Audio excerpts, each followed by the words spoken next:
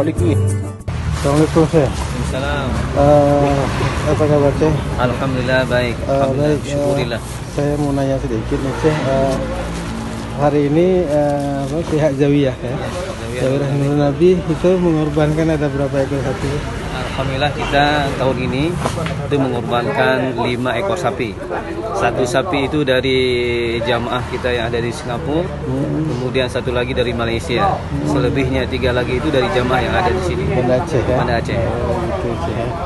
Ini sudah 2 ekor yang sudah disembelih ya Syekh? Iya, tinggal 3 lagi insyaallah. Tinggal lagi ya. Kemudian ada kambing juga sekitar 3 kambing. 3 kambing. Itu rencananya akan didistribusikannya kemana aja di Syekh? Yang pertama adalah ke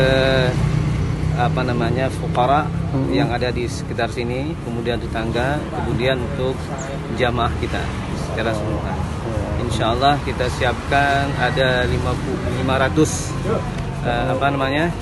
tumpuk plastik insya Allah yang dibagikan kepada yang berhak insya Allah. Terima kasih Syekh ya. Terima kasih sama-sama.